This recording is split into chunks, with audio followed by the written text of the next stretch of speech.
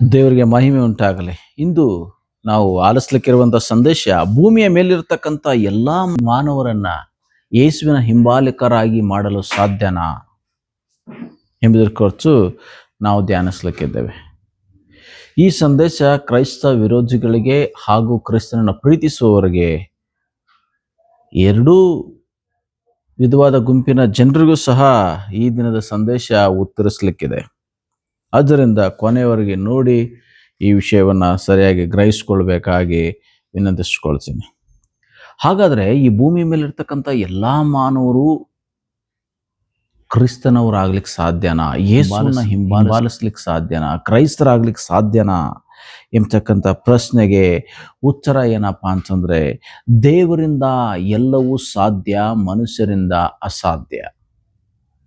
ದೇವರಿಂದ ಎಲ್ಲವೂ ಸಾಧ್ಯ, ಮನುಷ್ಯರಿಂದ ಅಸಾಧ್ಯ. ಅಂದ್ರೆ ದೇವರನ್ನ ಹಿಂಬಾಲಿಸ್ಲಿಕ್ಕೆ, ಈ ಕ್ರಿಸ್ತನನ್ನ ಹಿಂಬಾಲಿಸ್ಲಿಕ್ಕೆ ದೇವರು ಯಾರಿಗೆ ಬೆಳಕನ್ನು ಚೆಲ್ತಾನೋ, ಆತನನ್ನು ತಿಳಿದುಕೊಳ್ಳುವಂತ ಜ್ಞಾನವನ್ನು ದೇವರು ಯಾರಿಗೆ ಅನುಗ್ರಹಿಸ್ತಾನೋ ಅವರು ಮಾತ್ರನೇ ಯೇಸುವನ್ನ ಹಿಂಬಾಲಿಸ್ತಾರೆ. ಭೂಮಿ ಮೇಲೆ ಇರ್ತಕ್ಕಂಥ ಎಲ್ಲಾ ಜನರು ಸಹ ಏನ್ ಮಾಡಲ್ಲ ಅಂದ್ರೆ ಯೇಸುವನ್ನ ಹಿಂಬಾಲಿಸಲ್ಲ. ಯಾಕಂದ್ರೆ ಎಲ್ಲರಿಗೂ ಆ ಜ್ಞಾನ ಕೊಡಲ್ಪಟ್ಟಿಲ್ಲ. ಆತನು ದೇವರು ಎಂಬುದಾಗಿ ಒಪ್ಕೊಳ್ತಕ್ಕಂಥ ಜ್ಞಾನ, ಆತನು ಸ್ವೀಕರಿಸ್ಕೊಳ್ತಕ್ಕಂಥ ಜ್ಞಾನ ಎಲ್ಲರಿಗೂ ಸಹ ಕೊಡಲ್ಪಟ್ಟಿಲ್ಲ. ಆದ್ದರಿಂದ ಎಲ್ಲರೂ ಸಹ ಕ್ರೈಸ್ತರಾಗಕ್ಕೆ ಸಾಧ್ಯ ಇಲ್ಲ. ಅನೇಕ ಕ್ರೈಸ್ತ ವಿರೋಧಿಗಳು ನಮ್ಮ ಧರ್ಮದವರು ನಮ್ಮ ತಾಂತ್ರ ಮಾಡ್ತಾರೆ, ಹಾಗೆ ಹೀಗೆ ಎಂಬುದಾಗಿ ಅನೇಕ ವರದಿಗಳನ್ನು ನಾವು ನೋಡ್ತೇವೆ. ಯಾರನ್ನೂ ಸಹ ಬದಲಾಯಿಸಲಿಕ್ಕೆ ಸಾಧ್ಯ ಇಲ್ಲ. ಯಾವ ಮನುಷ್ಯನು ಇನ್ನೊಬ್ಬನನ್ನ ಬದಲಾಯಿಸ್ಲಿಕ್ಕೆ ಸಾಧ್ಯ ಇಲ್ಲ. ಆದರೆ ಬದಲಾಯಿಸುವಂತ ಸಂಕಲ್ಪ ದೇವ್ರದೇ ಇದ್ದಾಗ ಯಾವ ಮನುಷ್ಯನು ಸಹ ತಡೀಲಿಕ್ಕೆ ಸಾಧ್ಯವಿಲ್ಲ. ಒಂದು ವೇಳೆ ನನ್ನ ದೇವರು ಕರೆದಿರೋದಾದರೆ, ದೇವರು ನನಗೆ ಆತನನ್ನು ಹಿಂಬಾಲಿಸುವಂಥ ಜ್ಞಾನ, ಆತನ ಅರ್ಥಕೊಳ್ತಕ್ಕಂಥ ಜ್ಞಾನವನ್ನು ನನಗೆ ದೇವರು ಕೊಟ್ಟಿದ್ರೆ, ನನಗೆ ಎಷ್ಟೇ ವಿರೋಧಗಳು ಬರಲಿ, ಎಷ್ಟೇ ಹಿಂಸೆಗಳು ಬರಲಿ, ನಾನೇನು ಮಾಡ್ತೇನೆ ಅಂದರೆ ಆ ದಾರಿಯಲ್ಲೇ ಹೋಗ್ತೇನೆ. ಒಂದು ವೇಳೆ ನನ್ನನ್ನು ದೇವರು ಕರೀದೇ ಹೋದರೆ, ಆರಿಸಿಕೊಳ್ಳದೆ ಹೋದರೆ, ಆತನ ಕುರಿತು ಜ್ಞಾನವನ್ನು ನನಗೆ ಕೊಡದೆ ಹೋದರೆ, ನಾನು ಯಾವ ಸಂದೇಶದಿಂದಲೂ ಸಹ ನನ್ನ ಮನಸ್ಸು ಬದಲಾವಣೆ ಆಗ್ಲಿಕ್ಕೆ ಸಾಧ್ಯ ಇಲ್ಲ. ಯಾರೂ ಸಹ ನನ್ನನ್ನು ಬ್ರೈನ್ ವಾಶ್ ಮಾಡಕ್ಕೆ ಸಾಧ್ಯ ಇಲ್ಲ.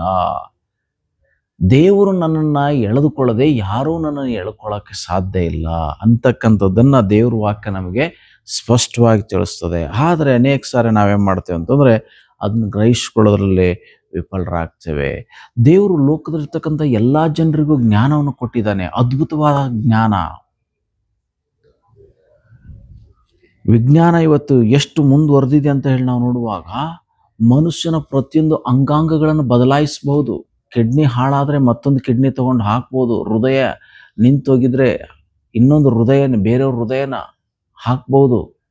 ಹೀಗೆ ಲಿವರ್ ಒಂದು ವೇಳೆ ಹಾಳಾಗಿದ್ರೆ ಬೇರೆಯವ್ರ ಲಿವರ್ ಹಾಕ್ಬೋದು. ಹೀಗೆ ಅದ್ಭುತವಾಗಿರ್ತಕ್ಕಂಥ ವಿಜ್ಞಾನದಲ್ಲಿ ಅನೇಕ ಬೆಳವಣಿಗೆ ಆಗಿದೆ ಈ ದಿನಗಳಲ್ಲಿ. ಅಷ್ಟೊಂದು ಮನುಷ್ಯ ಜ್ಞಾನಿಯಾಗಿದ್ದಾನೆ. ಇದನ್ನೆಲ್ಲ ನೋಡುವಾಗ, ವಿಜ್ಞಾನದ ಕುರಿತಾಗಿ ನಾವು ಅಧ್ಯಯನ ಮಾಡುವಾಗ ಇದು ಒಂಥರ ವಿಸ್ಮಯವಾಗಿ ಕಾಣಿಸ್ತದೆ. ಅಂಥ ಜ್ಞಾನವನ್ನು ಮನುಷ್ಯ ಹೊಂದ್ಕೊಂಡಿದ್ದಾನೆ. ಹಾಗೇನೆ ತಂತ್ರಜ್ಞಾನದ ಬಗ್ಗೆ ನಾವು ನೋಡುವಾಗ, ಇವತ್ತು ನಾವು ಮೊಬೈಲ್ನ ಉಪಯೋಗಿಸ್ಕೊಳ್ತಾ ಇದ್ದೇವೆ. ಆದರೆ ಆ ಮೊಬೈಲ್ ಯಾವುದೇ ರೀತಿಯಾಗಿರ್ತಕ್ಕಂಥ ವೈರ್ ಕನೆಕ್ಷನ್ ಯಾವುದೂ ಇಲ್ಲ. ಆದರೂ ಸಹ ಎಲ್ಲೋ ದೂರದಲ್ಲಿ ಸಾವಿರಾರು ಕಿಲೋಮೀಟರ್ ದೂರದಲ್ಲಿರ್ತಕ್ಕಂಥವ್ರ ಜೊತೆ ಏನು ಮಾಡ್ಬೋದು, ನಾವು ಮಾತಾಡ್ಬೋದು. ಯಾವುದೇ ವೈರ್ ಕನೆಕ್ಷನ್ ಇಲ್ದೇನೆ ನಾವು ಮಾತಾಡ್ಬೋದು. ನಮ್ಮ ಮಾತು ಗಾಳಿಯ ಮೂಲಕವಾಗಿ ನಾವು ಯಾರಿಗೆ ಕರೆ ಮಾಡ್ತೀವೋ ಅವ್ರಿಗೇನೆ ಕೇಳಿಸುತ್ತೆ. ಎಷ್ಟೊಂದು ಅದ್ಭುತವಾಗಿದೆ ನೋಡಿ ತಂತ್ರಜ್ಞಾನ. ಹೀಗೆ ತಂತ್ರಜ್ಞಾನದಲ್ಲಿ ಏನು ಮಾಡಿದಾರಪ್ಪ ಅಂದ್ರೆ ಜನರು ತುಂಬ ಜ್ಞಾನವನ್ನು ಹೊಂದ್ಕೊಂಡಿದ್ದಾರೆ. ಇದನ್ನೆಲ್ಲ ನೋಡುವಾಗ ಬಹಳ ಆಶ್ಚರ್ಯ ಅನಿಸುತ್ತೆ. ನಾನು ನಿನ್ನೆ ಸಂಜೆ ಮನೆಯಿಂದ ಮುಂದೆ ನಾನು ವಾಹನಗಳು ರೋಡಲ್ಲಿ ಹೋಗ್ತಾ ಇರೋದನ್ನ ನೋಡ್ತಾ ಇದ್ದೆ. ಎಷ್ಟೊಂದು ಭಾರವಾಗಿರತಕ್ಕಂಥ ಲಗೇಜನ್ನು ಹೇರ್ಕೊಂಡು, ಎಷ್ಟೆಷ್ಟು ದೊಡ್ಡ ದೊಡ್ಡ ಕಂಟೈನರ್ಗಳನ್ನ ಹೇರ್ಕೊಂಡು ಎಷ್ಟು ಈಸಿಯಾಗಿ ಆ ಲಾರಿಗಳು, ಬೈಕ್ಗಳು, ಕಾರುಗಳು ಹೋಗ್ತಾ ಇರೋದು ನೋಡಿದರೆ ಅದ್ಭುತ ಅನ್ನಿಸ್ತಾ ಇತ್ತು. ಯಾಕಂದ್ರೆ ಅಷ್ಟೊಂದು ಭಾರ ಇದೆ. ಭಾರ ಇರತಕ್ಕಂಥದ್ದನ್ನು ಯಾವ್ದು ಹೊತ್ತಿದೆ ಇಷ್ಟೊಂದು ಭಾರ ಎಂಬುದಾಗಿ ನಾವು ಆಲೋಚಿಸುವಾಗ, ಒಂದು ಟಯರ್ ಟೈರ್ ಒಳಗಡೆ ಇರ್ತಕ್ಕಂಥ ಏರ್ ಏನು ಮಾಡಿದೆಯಪ್ಪ ಅಂತಂದರೆ ಆ ಇಡೀ ಬಸ್ಸಿನ, ಲಾರಿಯ, ಕಾರಿನ, ಬೈಕಿನ ಎಲ್ಲ ಭಾರವನ್ನು ಹೊತ್ಕೊಂಡಿದೆ. ಬರೀ ಒಂದು ಚಿಕ್ಕ ಟೈರ್ ಮತ್ತು ಅದರಲ್ಲಿರ್ತಕ್ಕಂಥ ಏರು.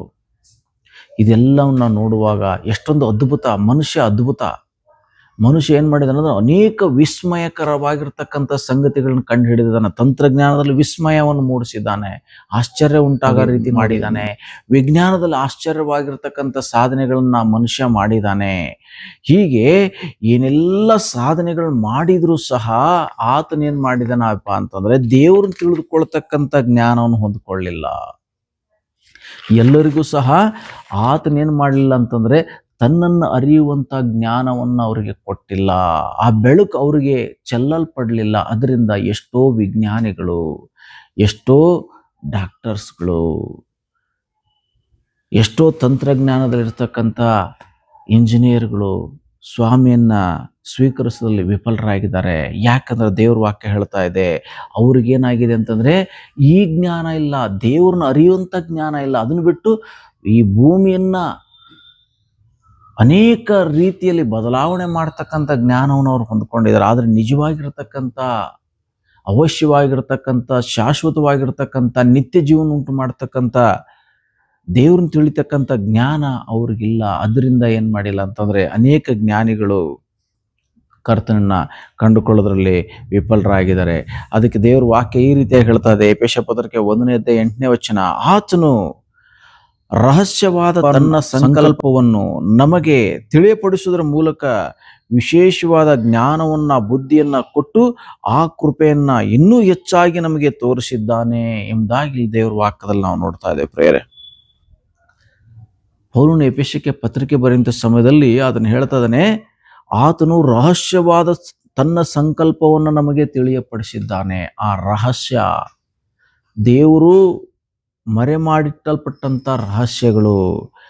ಆ ದೇವರ ಸಂಕಲ್ಪವನ್ನು ದೇವರೇನು ಮಾಡಿದಾನಪ್ಪ ಅಂತಂದ್ರೆ ತನಗೆ ಇಷ್ಟ ಆದಂಥವರಿಗೆ ಗೋಚರಪಡಿಸಿದ್ದಾನೆ.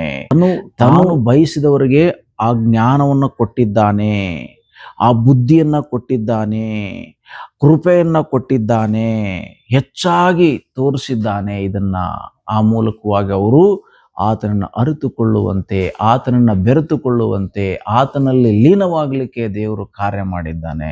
ಅದರಿಂದ ಇವತ್ತು ನಾನು ಯೇಸುವನ ಹಿಂಬಾಲಕನಾಗಿದ್ದೇನೆ ಅಂತಂದರೆ ನನ್ನನ್ನು ಯಾರೂ ಸಹ ಮತಾಂತರ ಮಾಡಲಿಲ್ಲ. ನನಗೆ ಯಾವುದೇ ರೀತಿಯಾಗಿರ್ತಕ್ಕಂಥ ವಿಷಯಗಳನ್ನು, ಲೌಕಿಕವಾಗಿರ್ತಕ್ಕಂಥ ಯಾವುದನ್ನು ಕೊಟ್ಟು ನನ್ನನ್ನು ಯಾರೂ ಆಕರ್ಷಲಿಲ್ಲ, ಕರೀಲಿಲ್ಲ.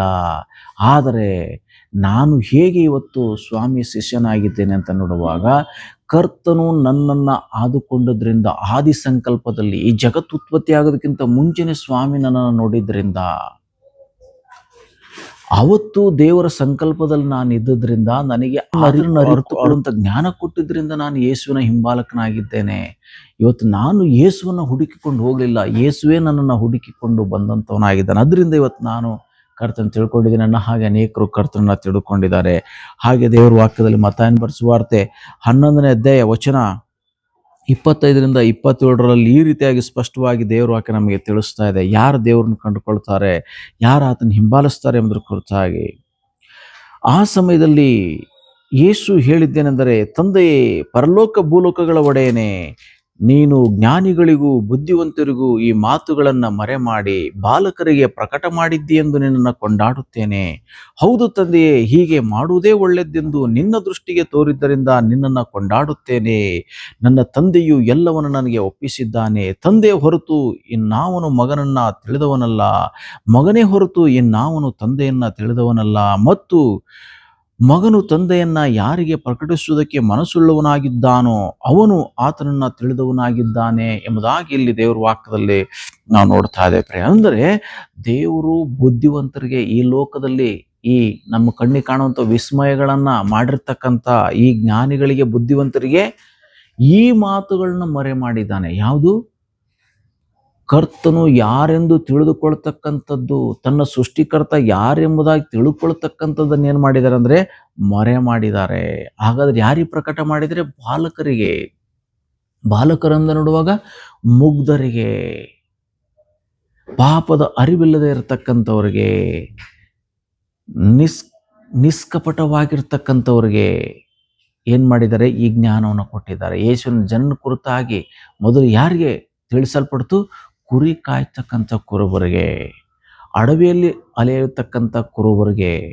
ಕಾರಣ ಮುಗ್ಧತೆ, ಯಥಾರ್ಥತೆ ಇಂದ ತುಂಬಿರ್ತಕ್ಕಂಥವ್ರು, ಬಾಲಕರ ರೀತಿಯಲ್ಲಿರ್ತಕ್ಕಂಥ ಅವರಿಗೆ ಕರ್ತನು ತನ್ನ ಜನದ ಕುರಿತು ಮೊದಲು ತಿಳಿಸೋದ್ರ ಬಗ್ಗೆ ನಾವು ನೋಡ್ತಾ ಇದ್ದೇವೆ. ಹಾಗೆ ಇವತ್ತು ಯಾರೆಲ್ಲ ಯೇಸುವನ್ನು ಹಿಂಬಾಲಿಸ್ತಾ ಇದ್ದಾರೋ ನಾವೇನಾಗಿದ್ದೇವೆ ಅಂದರೆ, ಆತನ ದೃಷ್ಟಿಯಲ್ಲಿ ಬಾಲಕರಾಗಿರೋದ್ರಿಂದ, ಆತನ ದೃಷ್ಟಿಯಲ್ಲಿ ನಾವು ಮುಗ್ಧರಾಗಿರೋದ್ರಿಂದ, ಆತನ ಪ್ರೀತಿಗೆ ನಾವು ಪಾತ್ರರಾಗಿರೋದ್ರಿಂದ ಸ್ವಾಮಿ ಏನು ಮಾಡಿದ್ದಾನೆ ಅಂದರೆ, ಆತನನ್ನು ತಿಳಿಕೊಳ್ಳುವಂಥ ಜ್ಞಾನವನ್ನು ನಮಗೆ ಪ್ರಕಟ ಮಾಡಿದ್ದಾನೆ. ಜ್ಞಾನಿಗಳಿಗೆ ಇದನ್ನು ಮರೆ ಮಾಡಿದ್ದಾನೆ. ಮತ್ತೆ ವಾಕ್ಯದಲ್ಲಿ ಸ್ಪಷ್ಟವಾಗಿ ಹೇಳ್ತದೆ, ದೇವರು ಯಾವನಿಗೆ ತನ್ನ ಕುರಿತಾಗಿ ಪ್ರಕಟಿಸುವುದಕ್ಕೆ ಮನಸ್ಸುಳ್ಳವನಾಗಿದ್ದಾನೆ ಅವನಿಗೆ ಪ್ರಕಟಿಸ್ಕೊಳ್ತಾನೆ ಎಂಬುದಾಗಿ ದೇವರ ವಾಕ್ಯದಲ್ಲಿ ನಾವು ನೋಡ್ತಾ ಇದ್ದೇವೆ ಪ್ರೇರೆ. ಅಂದರೆ ದೇವರು ತನ್ನ ಇಚ್ಛೆಯ ಮೇರೆಗೆ ತಾನು ಆಯ್ಕೆ ಮಾಡಿಕೊಳ್ತಕ್ಕಂಥದ್ದು ತನ್ನ ಹಿಂಬಾಲಕರನ್ನು. ಇವತ್ತು ಹಿಂಬಾಲಕರಾಗಿರ್ತಕ್ಕಂಥ ನಾವು ಆತನನ್ನು ಆಯ್ಕೆ ಮಾಡಿಕೊಳ್ಳಿಲ್ಲ, ಬದಲಾಗಿ ಆತನೇನು ಮಾಡಿದಂತಂದರೆ ನಮ್ಮನ್ನು ಆಯ್ಕೆ ಮಾಡಿಕೊಂಡಿದ್ದಾನೆ. ಆದ್ದರಿಂದ ಈ ಭೂಮಿಯ ಮೇಲಿರುವಂಥ ಎಲ್ಲ ಜನರನ್ನು, ಎಲ್ಲ ಜನಾಂಗಗಳನ್ನು ನಾವು ಯೇಸುವಿನ ಹಿಂಬಾಲಕರಾಗಿ ಮಾಡಲಿಕ್ಕೆ ಸಾಧ್ಯವಿಲ್ಲ. ಆತನ ಸಂಕಲ್ಪದಲ್ಲಿರುವವರು ಮಾತ್ರ.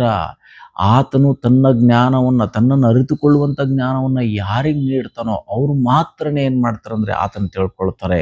ಅವರು ಯಾವುದೇ ಭಾಷೆ, ಯಾವುದೇ ಕುಲ, ಯಾವುದೇ ಗೋತ್ರ, ಯಾವುದೇ ದೇಶ, ಹೆಣ್ಣಾಗಲಿ ಗಂಡಾಗಲಿ, ಅವ್ರು ಎಂಥವರೇ ಆಗಿರಲಿ, ಒಂದು ವೇಳೆ ಕರ್ತನವರಿಗೆ ಜ್ಞಾನವನ್ನು ಕೊಟ್ಟರು ಅಂದರೆ ಅವ್ರು ಇರ್ತಕ್ಕಂಥ ಆ ಒಂದು ಸ್ಥಳದಿಂದ ಅವರು ಎದ್ದು ಬರ್ತಾರೆ, ಕರ್ತನನ್ನು ಅವರು ಹಿಂಬಾಲಿಸ್ತಾರೆ. ಅವರನ್ನು ಯಾವುದೂ ತಡೀಲಿಕ್ಕೆ ಸಾಧ್ಯವಿಲ್ಲ. ಯಾವುದೇ ವಿಧವಾಗಿರ್ತಕ್ಕಂಥ ಸಮಾಜದ ಕಟ್ಟುಪಾಡುಗಳು, ದೇಶದ ಕಾನೂನುಗಳು ಯಾವುದೂ ಸಹ ಅವನ್ನು ತಡೀಲಿಕ್ಕೆ ಸಾಧ್ಯವಿಲ್ಲ. ಕರ್ತನನ್ನು ಆಯ್ಕೆ ಮಾಡಿಕೊಂಡ್ರೆ, ಒಂದು ವೇಳೆ ಕರ್ತನು ಆಯ್ಕೆ ಮಾಡಿಕೊಳ್ಳದೆ ಇದ್ದರೆ ಯಾರೂ ಸಹ ಬಲವಂತವಾಗಿ ಯಾರನ್ನೂ ಸಹ ಮತಾಂತರ ಮಾಡಲಿಕ್ಕೆ ಸಾಧ್ಯವಿಲ್ಲ. ಬಲವಂತವಾಗಿ ಯೇಸುವಿನ ಕುರಿತು ಯಾರಿಗೂ ಹೇಳಲಿಕ್ಕೆ ಸಾಧ್ಯವಿಲ್ಲ. ಯೇಸುವನ್ನು ನಂಬುವಂತೆ ಮಾಡಲಿಕ್ಕೆ ಮೋಡಿ ಮಾಡುವಂಥ ಯಾವುದೂ ಸಹ ನಮ್ಮ ಹತ್ರ ಇಲ್ಲ. ಆದ್ದರಿಂದ ಎಲ್ಲ ಸಮುದಾಯದವರು ಇವತ್ತು ತಿಳ್ಕೊಳ್ಬೇಕಾಗಿದೆ ಏನಂದರೆ, ಎಲ್ಲರೂ ವಿಶ್ವದಲ್ಲಿರ್ತಕ್ಕಂಥ ಎಲ್ಲ ಕುಲ ಜನಾಂಗದವರು ಯೇಸುವಿನ ಹಿಂಬಾಲಕರಾಗುವುದಿಲ್ಲ.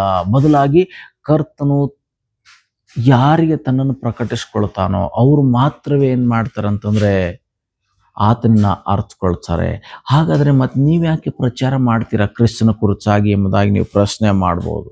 ಆದರೆ ಕರ್ತನು ಕೊಟ್ಟಂಥ ಅಪ್ಪಣೆ ನಮಗೆ ಮತ್ತಾಯನ ಬರೆಸುವಾರ್ಥ 28ನೇ ವಚನದಲ್ಲಿ, ಹೊಟ್ಟು ಹೋಗ್ರಿ, ಲೋಕದ ಕಟ್ಟ ಕಡೆಯವರೆಗೆ ಸುವಾರ್ತೆ ಸಾರಿರಿ ಎಂಬುದಾಗಿ. ಇವತ್ತು ನಾನು ನನ್ನ ಹಾಗೆ ಅನೇಕರು ಏನು ಮಾಡಿದ್ದೇವಪ್ಪ ಅಂದರೆ ದೇವರಿಗೆ ಕರೆಯಲ್ಪಟ್ಟಿದ್ದೇವೆ ಆತನ ಶುಭವರ್ತಮಾನವನ್ನು ಸಾರಲಿಕ್ಕೆ. ಆದರೆ ಈ ಸಾರುವಂಥ ಈ ಕರ್ತನ ವಾಕ್ಯಕ್ಕೆ ಎಲ್ಲರೂ ಕಿವಿಗೊಡಬೇಕೆಂಬತಕ್ಕಂಥ ನಿರ್ಬಂಧ ಇಲ್ಲ.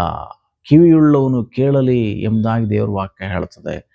ಯಾರು ಕೇಳಿಸಿಕೊಳ್ಳುವಂಥ ಕಿವಿಯನ್ನು ಕರ್ತನಿಂದ ಹೊಂದಿರ್ತಾರೋ ಅವರಿಗೆ ಮಾತ್ರವೇ ಈ ಸಂದೇಶ, ಎಲ್ಲರಿಗೂ ಅಲ್ಲ. ಆದ್ದರಿಂದ ಇವತ್ತು ನಾವೇನು ಮಾಡಬೇಕಾಗಿದೆ ಅಂತಂದರೆ, ಒಬ್ಬ ವ್ಯಕ್ತಿ ಯೇಸುವನ್ನು ಹಿಂಬಾಲಿಸುವಂಥದ್ದು ದೇವರ ಸಂಕಲ್ಪ ಹೊರತು ಮನುಷ್ಯನ ಸಂಕಲ್ಪ ಅಲ್ಲ ಅನ್ನೋದನ್ನು ನಾವು ಈ ವಚನ ಭಾಗಗಳಿಂದ ತಿಳ್ಕೊಳ್ತಕ್ಕಂಥವರಾಗಿದ್ದೇವೆ. ಅದರಿಂದ ಇವತ್ತು ನಾವು ಎಲ್ಲ ಜ್ಞಾನವನ್ನು ಹೊಂದಿಕೊಂಡು, ಒಂದು ವೇಳೆ ಕರ್ತನ ತಿಳಿದುಕೊಳ್ಳುವಂಥ ಜ್ಞಾನವನ್ನು ದೇವರು ನಮಗೆ ಕೊಡದೆ ಹೋದರೆ ನಾವು ಆತನ ಕಡೆಗೆ ತಿರುಗಲಿಕ್ಕೆ ಸಾಧ್ಯವಿಲ್ಲ. ಇವತ್ತು ಕರ್ತನು ಅನೇಕರಿಗೆ, ನನ್ನ ಹಾಗೆ ಅನೇಕರಿಗೆ ಆತನ ತಿಳಿದುಕೊಳ್ಳುವಂಥ ಜ್ಞಾನವನ್ನು ಕೊಟ್ಟಿದ್ದಾನೆ, ಆ ಬೆಳಕನ್ನು ಚೆಲ್ಲಿದ್ದಾನೆ. ಅದಕ್ಕಾಗಿ ನಾವು ಆತನಿಗೆ ಸ್ತೋತ್ರ ಮಾಡೋಣ. ಸರ್ವಶಕ್ತನಾಗಿರೋ ಪ್ರಭು, ಈ ಸಮಯಕ್ಕಾಗಿ ಸ್ತೋತ್ರ. ನಿನ್ನ ಹಿಂಬಾಲಿಸುವಂಥ ಕರ್ತನೆ ಭಾಗ್ಯವನ್ನು, ಧನ್ಯತೆಯನ್ನು ನಮಗೆ ಕೊಟ್ಟಿದ್ದೀಯ. ಸ್ತೋತ್ರ. ನೀನು ದೇವರೆಂಬುದಾಗಿ ಅರಿತುಕೊಳ್ಳುವಂತೆ ನಮ್ಮ ಮನೋನೇತ್ರಗಳನ್ನು ನೀವು ಬೆಳಗ ಮಾಡಿದ್ದಕ್ಕಾಗಿ ಸ್ತೋತ್ರ ಸ್ವಾಮಿ. ಎಷ್ಟೋ ಲೋಕದಲ್ಲಿ ಜ್ಞಾನಿಗಳು, ಬುದ್ಧಿವಂತರು, ವಿದ್ಯಾವಂತರು ಇದ್ದಾಗಿ ಸ್ವಾಮಿ ಅಪ್ಪ, ಗಣನೆಗೆ ಬಾರದವರಾದ ನಮ್ಮನ್ನು ನೀವು ಆಯ್ಕೆ ಮಾಡಿಕೊಂಡಿದ್ರಿ. ಅದಕ್ಕಾಗಿ ಸ್ತೋತ್ರ. ನಿಮಗೆ ನಮ್ಮ ಮೇಲಿರುವಂಥ ನಿಮ್ಮ ಕೃಪೆಗಾಗಿ ಸ್ತೋತ್ರ ಮಾಡುತ್ತೇವಪ್ಪ. ಇಂಥ ಸೌಭಾಗ್ಯವನ್ನು ಪಡೆಯದೇ ಇರತಕ್ಕಂಥವರಿಗಾಗಿ ಪ್ರಾರ್ಥಿಸ್ತೇವಪ್ಪ. ನೀವು ಈಗಲಾದರೂ ಕರ್ತನೆ ನಿನ್ನ ದಯ ತೋರಿಸಿ ಸ್ವಾಮಿ ಅಪ್ಪ, ಅನೇಕರನ್ನು ರಕ್ಷಿಸು ಸ್ವಾಮಿ. ನರಕದ ಬಾಗಿಲಿನಿಂದ ಕರ್ತನನ್ನು ಬಿಡಿಸಿ ಎಂಬುದಾಗಿ ನಿಮ್ಮನ್ನು ನಾವು ಪ್ರಾರ್ಥಿಸ್ತೇವೆ. ಹೀಗೆ ಸಂದೇಶವನ್ನು ಆಲಿಸಿರುವಂಥ ಪ್ರತಿಯೊಬ್ಬರನ್ನ ಆಶೀರ್ವಾದ ಮಾಡು. ಈ ಸಂದೇಶವನ್ನು ಆಲಿಸಿರುವವರಲ್ಲಿ ಯಾರೆಲ್ಲ ಕರ್ತನೆ ನಿನ್ನ ಬೆಳಕನ್ನು ಹೊಂದಿಕೊಂಡಿದ್ದಾರೋ ಸ್ವಾಮಿ, ಅವ್ರನ್ನ ಬಲಪಡಿಸು, ಆಶೀರ್ವಿಸು, ನಿನಗೋಸ್ಕರ ಈ ಲೋಕದಲ್ಲಿ ಸಾಕ್ಷಿಯಾಗಿರೋ ಕೃಪೆ ಮಾಡು. ಹಾಗೆ ಮಾಡೋ ದೇವರಾಗಿರೋದಕ್ಕಾಗಿ ಸ್ತೋತ್ರ. ನಾವು ನಿಮ್ಮನ್ನು ಅರಿತುಕೊಳ್ಳುವಂತೆ ನೀನು ನಮ್ಮೆಲ್ಲರಿಗೆ ಕೃಪೆ ಮಾಡಿದ್ದಕ್ಕಾಗಿ ನಿಮಗೆ ಮಹಿಮೆ ಮಾಡುತ್ತಾ, ಈ ಸಂದೇಶ ಕೇಳಿಸಿಕೊಂಡ ಪ್ರತಿಯೊಬ್ಬರನ್ನ ಆಶೀರ್ವಾದ ಮಾಡು. ಅವರೆಲ್ಲ ಕೊರತೆಗಳಲ್ಲಿ ಸಹಾಯಕನಾಗಿರು. ಎಲ್ಲರನ್ನ ಸಂತೈಸು, ಅವರ ಕಣ್ಣೀರುಗಳನ್ನು ಒರೆಸು. ನಿಮ್ಮಲ್ಲಿರ್ತಕ್ಕಂಥ ಸಂತೋಷ ಸಮಾಧಾನ ತುಂಬಿಸು. ನೀವು ನಮ್ಮೆಲ್ಲರ ಜೊತೆಗೆ ನಡೆಸ್ರಿ. ಯೇಸುವಿನ ಮೂಲಕ ಪ್ರಾಶ್ಚ ಪರಲೋಕ ತಂದೆ, ಆಮೆನ್. ದೇವರು ನಿಮ್ಮನ್ನು ಆಶೀರ್ವದಿಸಲಿ. ಈ ಸಂದೇಶ ಪ್ರಯೋಜನ ಇದೆ ಅನ್ನೋದಾದರೆ ಇತರರೊಂದಿಗೆ ಶೇರ್ ಮಾಡಿಕೊಳ್ಳೋದ್ರ ಮೂಲಕವಾಗಿ ಅವರಿಗೂ ಸಹ ಈ ಒಂದು ಜ್ಞಾನವನ್ನು ಹಂಚಿಕೊಳ್ಳಬೇಕಾಗಿ ವಿನಂತಿಸಿಕೊಳ್ತೀನಿ.